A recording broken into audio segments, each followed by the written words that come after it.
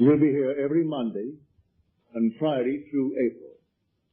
Same place, same time. I think you will find tonight a very practical message. But to understand it, we must go back and see if we really believe the same thing. I make the claim that the eternal body of man is the imagination, and that is God Himself, the one we speak of in Scripture as Jesus Christ.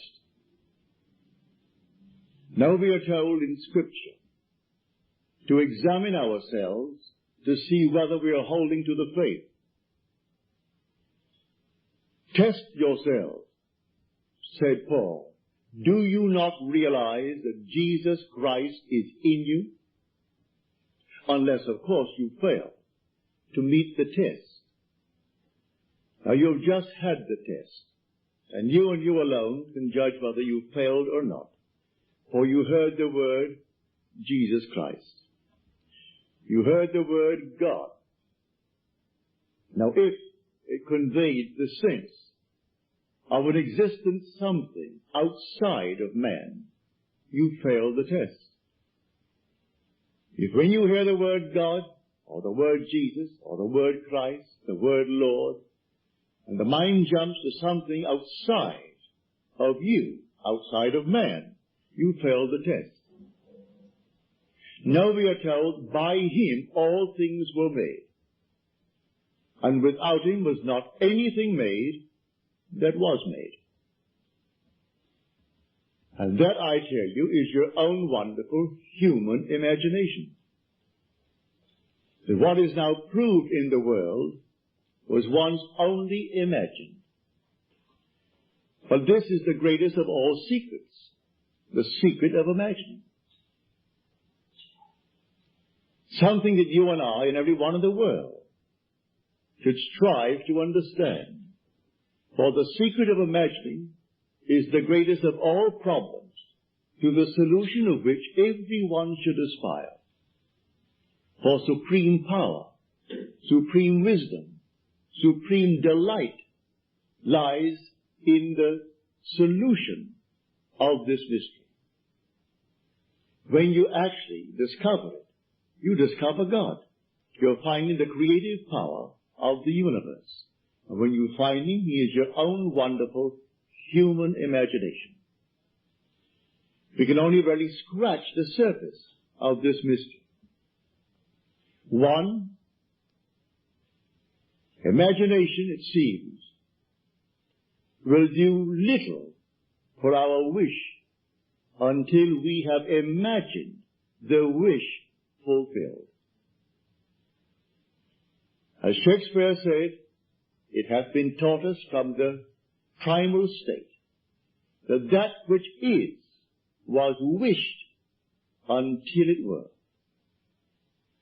So you and I want something, and we define our objective, how to realize it. If this power is within us, then we are the operant power. We do not seek anyone on the outside. It's simply within us. Well, how do I operate? If I could put it in this simple little phrase, the subjective appropriation of the objective hope is the way to success. It's imagining as if it were true. What would the feeling be like if it were true? So I start from the feeling of the wish fulfilled. I must begin by feeling that I have already arrived. I have already achieved my goal. And catch the mood that would be mine if it were true. And then wear that mood. If I wear that mood as if it were true, I'll realize it in my world. A friend of mine who was here tonight, she thought that she had failed this past November in her visit to Pittsburgh. friends of hers that she knew well, and they were a little bit down because of the seeming recession. One friend had worked for 27 years at Jones and Loughlin, one of the great big steel firms of our country. In the months of September and October, they let out 4,000 workers. He had to put in 3 years and 2 months to complete a 30-year service with the firm. After 30 years, he could retire at a very good, I would say, retirement fund. But he also had 6 more years to go for his Social Security. And they let out 4,000. And then it was rumored in the plant that they're going to close that plant. She reminded him of the use of imagination, which he had used with him successfully in her previous visit to Pittsburgh. But he laughed it off. Those things would have happened anyway. She reminded him of 6 distinct requests on his part that he thought he could not realize. Every one came to pass, as she reminded him. And then she took a vision of mine and explained it to him. She said, "You know what I told you the last time? That Neville had a vision." Well, the Bible tells us that the depth of our own being speaks to us through the medium of dreams and vision. So here in this dream of mine, call it a dream if you will, it was just as real as this, I was taken in spirit into an enormous mansion. And here 3 generations were present, but one was invisible, and that was the grandfather. The father was explaining to his children the secret of his own father's success. So there was the grandfather thus departed from the world, leaving behind him an enormous fortune for the benefit of his son and then his grandchildren. And so the father said to the children, grandfather used to say, while standing on an empty lot, "I remember when this was an empty lot." Then he would paint a word picture so vivid of what he intended to do with that empty lot, that it ceased to be an empty lot, and you saw the structure that he intended to build. But he acted as though it was already a completed act.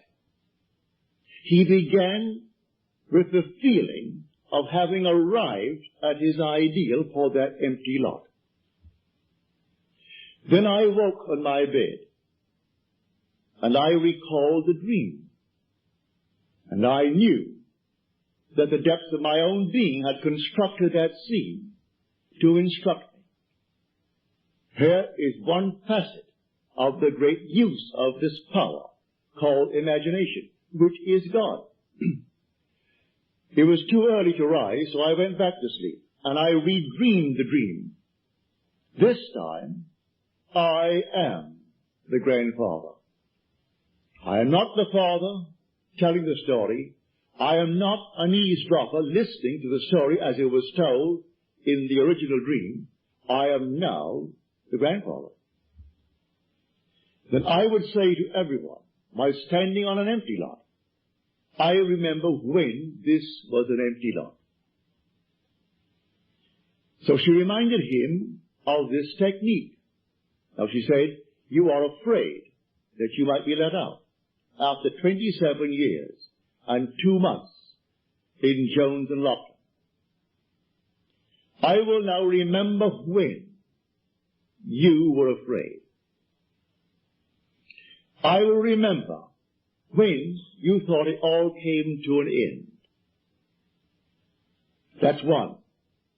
He said 2 years ago, I was interviewed, and I thought it a very good interview.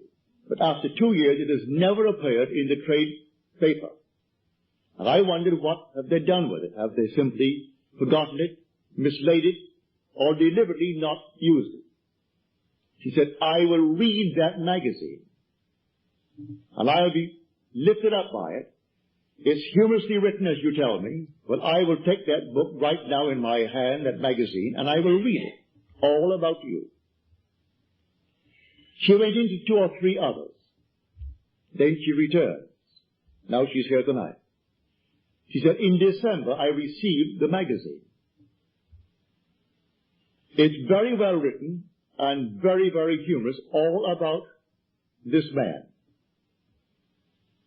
Then she said, I heard on the radio that Jones and Lachlan had decided not to close the plant, but instead to spend $13 million on the plant in modernizing. And then beginning January the 1st, to recall over 4,000 workers that they had let out. Now he is walking on air, but like all of these fellows, he will still forget it. He will still turn to a God outside of himself. This to him would have happened anyway. They would have spent the 13 million, brought back the 4,000, that thing that was found after 2 years and printed, oh, that would have happened. And man goes blindly on, worshiping a false God, because he does not know God. The only God is your own wonderful human imagination. The only name forever and forever that is his name is I am. So that is my name forever. So when you come to the people of Israel and they ask you what is his name, just simply say, I am. That is who I am. And by this name I shall be known throughout all generations. There is no other name. You cannot separate I am from yourself. That's your essential being. And when you say I am, you are all imagination. You cannot stick imagination on the outside and point to it. So you do not observe it as you observe the fruit of imagining. You do not observe imagination as you do object in space, because you are the reality that is called imagination. This is what we teach here night after night. Now you can test it. What would the feeling be like if it were true that I am now the man that I would like to be? What would the feeling be like? Catch the mood. For the mood determines the fortunes of people rather than the fortunes determine the mood. Man puts it just the opposite. If I had $1 million, he said, oh, I would feel so good. Now, feel as you would if you had it. Catch the mood, and the mood will create that objective hope, if that is your hope. What would the feeling be like if you were now the person you want to be? Well, catch that mood, and wear that mood as you would a suit of clothes. And that mood will actually create an objective state that reflects that mood. That's what she did. She put herself into a mood, actually feeling that she was reading a story of her friend. And here it came. It's a complete spread, 2 full pages, all about this man. And then a little news bulletin on the radio, and then confirmation from him, and a telephone call from his wife, confirming the news bulletin, that they're all back on their job, and here now, as he said, for years, after 27 years, I walked through that plant, I thought I'd go crazy. I wanted to climb the wall because of the noise. When I heard the hammers, and the bellows, and the furnaces, and all these thousands of workmen, that constant din, I wanted to climb the wall. Now, after 4,000 were let out, my footsteps echo through the entire area.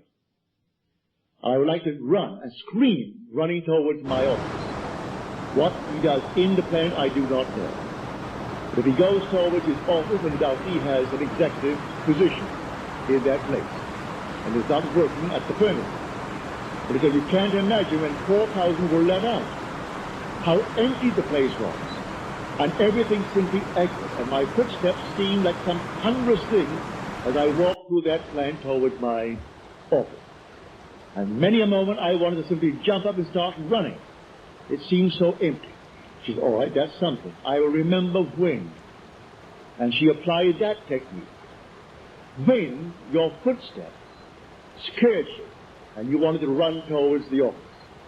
Now it's the clatter all over again. So I tell you, I know from my own experience that these moods, you catch a mood, I could tell from the mood that possessed me through the day that I would meet a certain character. And I met that character. It may be someone I knew or some total stranger, but I could tell from the very mood that possessed me. I'm drawing into my world an affinity with that mood. You can catch a mood and create the world that is in harmony with the mood. Anyone can do it. In fact, you're doing it morning, noon, and night anyway. So when you turn to some external God, you're turning to a false God. There is no external God. Examine yourselves, said Paul, to see whether you are holding to your faith. Test yourselves. Do you not realize that Jesus Christ is in you? Unless indeed you fail to meet the test. You've just had the test. So if you think of some being on the outside, but I use the word Jesus Christ, you have the wrong Jesus Christ. For we are told by him all things were made.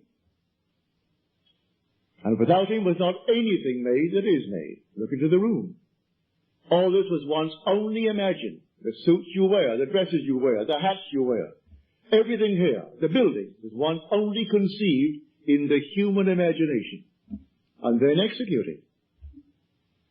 And if all things were made by him, well then I must come down to find out who he is.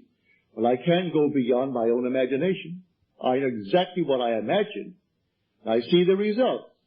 So I go back. All things made by him, yes, good, bad, and indifferent. He waits on me just as quickly and just as indifferently when the will in me is evil as when it is good. Is that in Scripture? You'll find it in Scripture. Read it in the book of Deuteronomy. I kill. I make alive. I wound. I heal. And none can deliver out of my hands. I am the Lord. Read it. Read that in the 32nd chapter of the book of Deuteronomy. There is no other God. I am the Lord your God, and besides me there is no other God. I am is that God. As we are told in the 46th Psalm, be still and know that I am God. A man will not believe it, and yet he has evidence morning, noon, and night that his own wonderful creative power, which is his own wonderful human imagination, is producing the phenomena of life. He sees it all around him, but he shuns it away. It's easier for him to genuflect before some little thing made by the human hand. So he put him on the wall and cross himself for luck. I think, no, that's it. That's good. Now I've done my duty today. So he goes to church and he sings the hymns with all the others. And you think, no, I've done my duty and give generously to the church. Perfectly all right. If you get any pleasure out of it, do it. But that's not serving the true God. If you want a social gathering, certainly go to church. Go to the coffee breaks following the service and ask 1% of those who come out of service, what was the text today? And he will look at you with some vacant look. What? What was the text? What did he say? What was the theme of his subject today? They don't know. But it's a place to go on certain days of the year, especially on Christmas, on Easter, and days of that nature. Others make it a point to go once a week. They think they're doing God a favor. You're walking with God morning, noon, and night. You take him to bed because your essential being is God. And there is no other God. Were he not within you, you couldn't even breathe. Your breath is God. Every child born of woman is God incarnate. If man only knew that, there could be no war in the world. Killing man is killing God. For every child born of woman is the incarnation of God. Whether you be black, yellow, pink, white, or any other color, there is no other being in this world but God. So the incarnation takes place every time a little child is born and it breathes, and you spank it to get it to cry. That moment was the incarnation of God. And how can you kill him? How can you hurt him? Just teach him and show him what power is latent within him. For the whole vast world aches for the awakening of the imagination in man. And the story as told us in Scripture is a true story, but not as it's told. The day will come you'll actually find yourself reenacting the entire drama as told us in the Gospel. And you will know it in the first person singular, present tense experience. And then you'll know who he is. He comes to us as one unknown, yet one who in the most wonderful, mysterious manner lets man experience who he is. When you experience who he is, it's all about you. It's not about another. The whole vast drama is all about the individual that you see as a little child right in this wonderful world of ours. But here tonight, let us keep it on this level. And on this level tonight, when you dream of some wonderful objective in this world that is not yet realized, realize who the dreamer is. And the dreamer is God. And by dreamer, I mean your own wonderful imagination now. A daydream. That's God. That's God in action. Now, do not let your reason and your senses dictate what is possible. All things are possible to God. So suspend for a moment your reason. Suspend the senses that are dictating what you must accept. For the many of you accept the facts of life. All right? If you could accept the facts of life and let reason dictate it, you'll never go beyond where you are. So suspend them just for a moment and try this technique. What would the feeling be like? How would I feel if it were true that I am already the man that I would like to be? And if I am, how would I see my friends and how would they see me? It's all within us. So let my wonderful human imagination see them as they would have to see me if it were true. Bring it into my mind's eye and let them see me. And let them talk to me. And let them congratulate me on my good fortune. And don't duck. Accept the congratulations of your friends. If they really mean it. Actually play the part all within yourself. And then believe it 100%. As we are told in John's letter, the 5th chapter of his first epistle. If we believe that he hears us in all that we ask of him, then we know that we have obtained the request made of him. For if you get the right God, you have no doubts in your mind as to whether he heard you or not. For you know you heard it, and that's God. But if you're not quite sure that he heard it, because there are 3 billion talking to him, begging, well, then you may be not quite sure that he heard you. Maybe you don't think you're good enough, but you can't deny that you hear your own mind. You hear your own inner conversation. You hear your own inner speech. Well, if you know that one is God, well, then you are sure he heard you. Now you are told in that 5th chapter, the 15th verse of first epistle of John, if we know that he hears us in all that we ask of him, then we know that we have already obtained the request made of him. Well, all right. There's an interval between that imaginal act and its fulfillment, as there is between the creative act of a man and the birth of that child. Every little thing has an interval of time between the act and its fulfillment. A horse will take 12 months. A woman takes 9 months.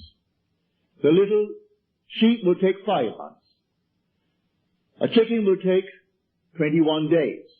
There are intervals of time. So the Bible teaches every vision has its own appointed hour. It ripens. It will flower. If it be late, then wait, for it is sure, and it will not be late. Different intervals of time. So it may take thee a longer time. In this case with this man, 2 months to bring back 4,000 who were unemployed. To put his mind at rest that he doesn't have now to feel that he's going to be fired. He can put in now the extra time.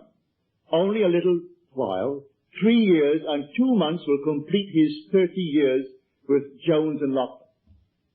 And then, what's a man of his age? 6 more years, and then Social Security. So he'll have both. If it happened now, he wouldn't have it. He would be cut on Social Security, and he would be let out without a good retirement fund. So she goes back, and she reminds him that it happened before. He couldn't afford the roof for the house. And she said, I will see the roof on the house. I remember when it needed a roof. And so she told him, I recall telling you, I remember when it needed it. So soon after something happened in his work, he got the money and the roof is on. The wife wanted an organ. Couldn't afford the organ. All right. She said, I remember when you didn't have one. She has the organ. And she took one after the other. Of all these things, he's still, with all the evidence in the world, he is still working on some outside God. He thinks he's doing the wrong thing. He feels that if perchance that man is simply a devil incarnate, and he's taken me from my real God, which means something external to himself, that he fashions out of his own mind, and fashions with his hand, because all these little nonsenses that we buy, and stick them up as holy objects. First of all, no artist really ever designed them. It's an offense to speak of an artist when you see these horrible monstrosities that we buy and stick around the place and call them religious objects. So, find who he is. He is the living God. He is not a dead God.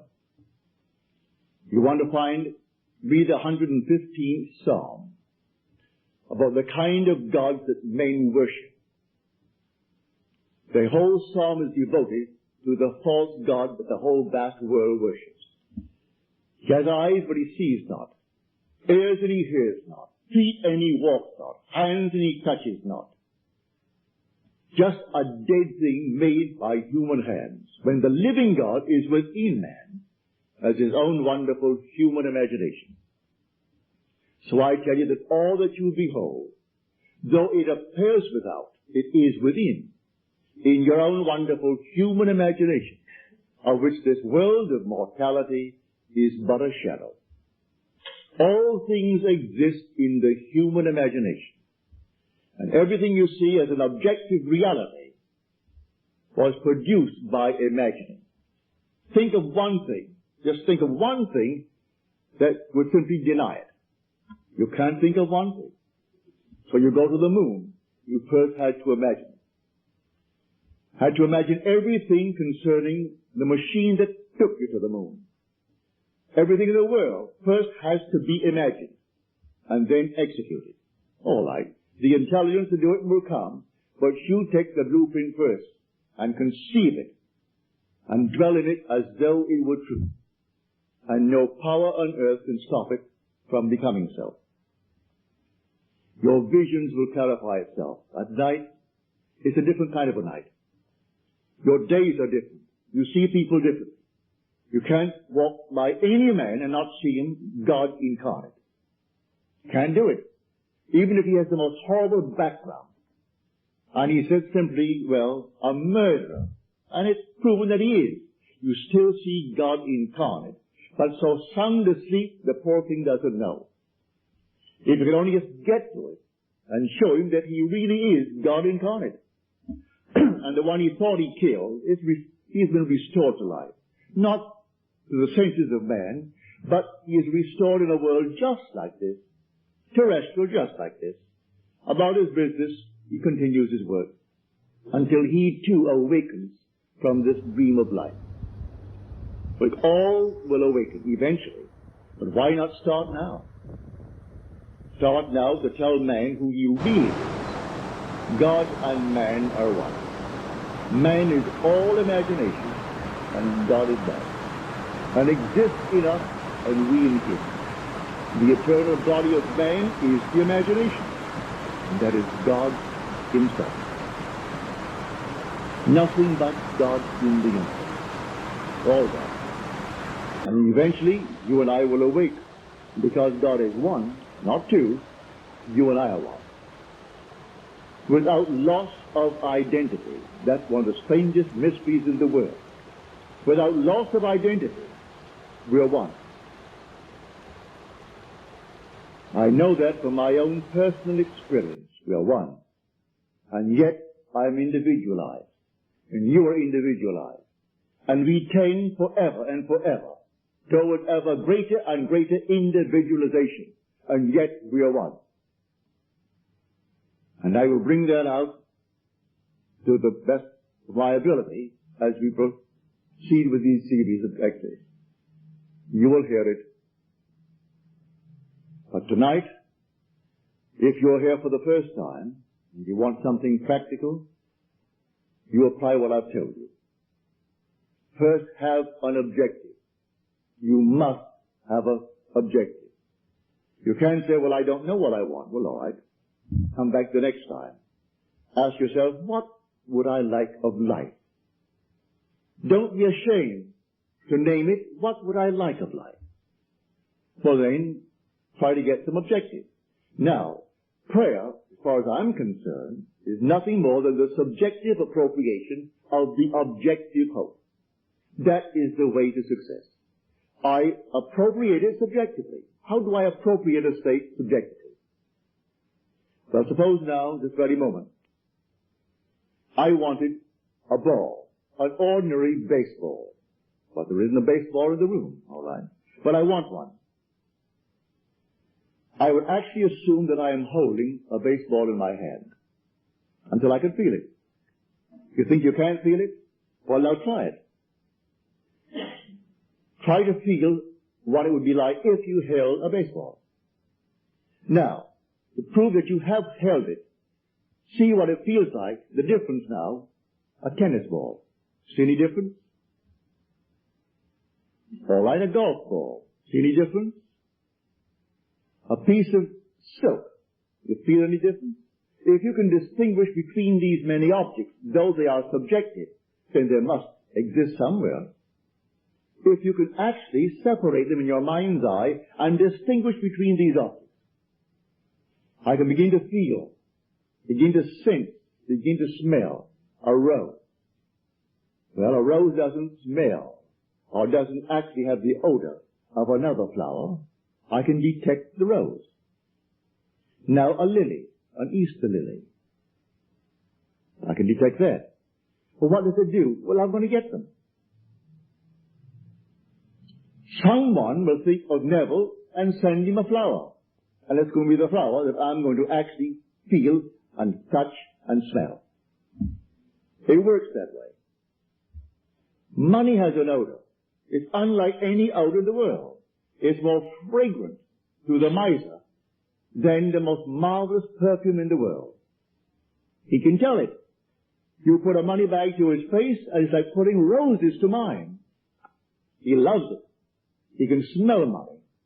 He can feel it. Money has a distinct feel about it. Put a $20 bill in your hand and ask you to feel it, and then put another piece of paper in your hand, and you can tell the difference. There's a difference. It is an odor to it. All this is part of the inner man, that all things are possible to him. Try it. Before you condemn it, try it. And if you have the evidence to support my claim, well, then it doesn't matter what the world will tell you. If he laughs at you, so what? So they laughed at everyone who had an idea that seemed a little bit off-center. Always laughed at him. They laughed at the idea of going to the moon. Well, now it's an accomplished fact. There are still those who won't believe it happened, because they don't want to believe that it ever happened. There are those who said you couldn't go down and actually live underwater. So we have a submarine. There are still those who won't believe it. You can present them with all the facts in the world, and they won't believe it. So I tell you, you try it first. And if it proves itself in performance, it doesn't really matter what the whole vast world thinks. Go about your Father's business, which is yourself, and then live a full and wonderful life in this world of evil. And the day will come you will actually depart this world. I mean this age. Because those who are departing it now, unless they are awakened, they'll still find themselves in a world just like this.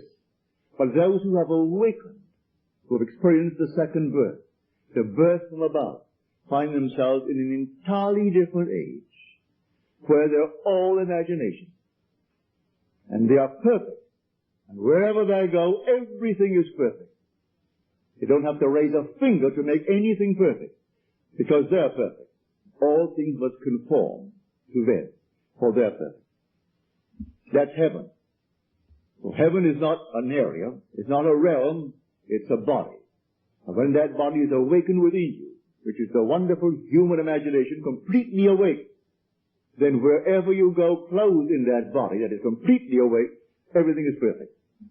If you found yourself in a forest of dead trees that all burst into foliage, in the desert they would all bloom like the rose, because you are there. No blind man, deaf man, no handicapped man could stand in your presence. He would be instantly transformed into a perfect man because you are perfect. That's heaven. It's harmony. So it's not a place where you're going to go, pearly streets and all that nonsense. No. It's just simply you in a world that is perfect because you are perfect. And the day will come you will awaken that body for it's in you now. That body is in you, but it's sound asleep. And one day you will experience the resurrection. And you'll know the mystery of the resurrection. When you rise, and you rise within yourself.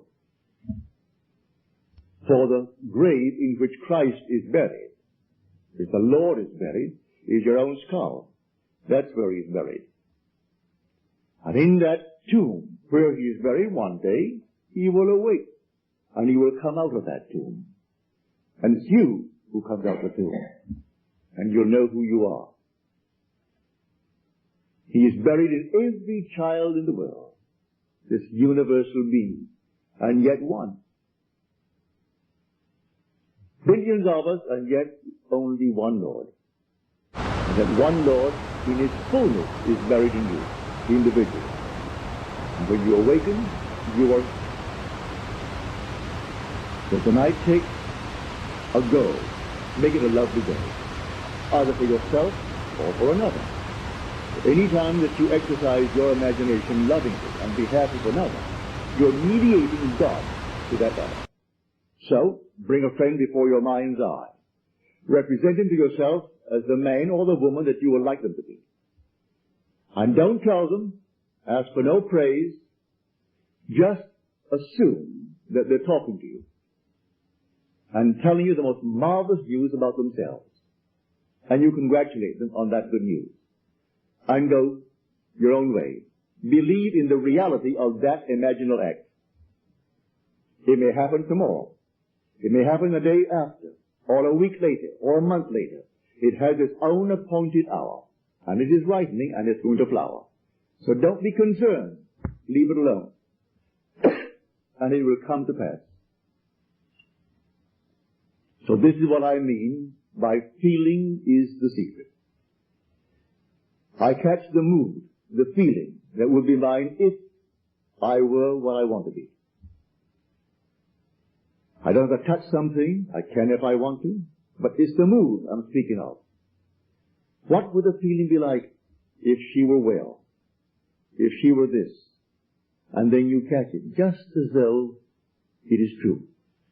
You always go to the end, and the end is where you begin. You're always imagining ahead of our evidence. So go to the end. And feel the end. And then, well, in that end, even though reason denies it and your senses deny it. You turn your back upon the doubters. That is your senses and what reason dictates. That's the hell or the devil or Satan in the world. That's the doubter. So you turn your back upon it. And then you walk as though things were as you want them to be. And living in that assumption, it slowly hardens into fact. Even though at the moment of the assumption it was denied by reason, an assumption, though false, if persisted in, will harden into fact. So you learn to assume and learn to persist in the assumption, and it will come to pass. Now let us go into the silence, after which we'll have questions.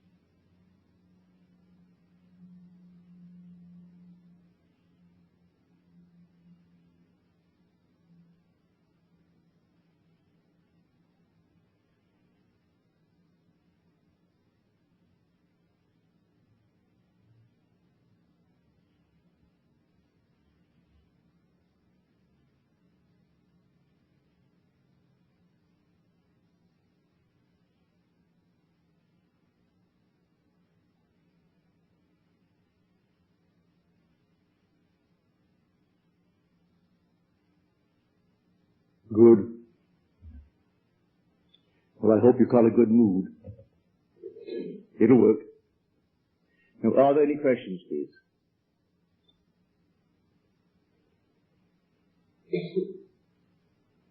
Any questions? Yes, sir.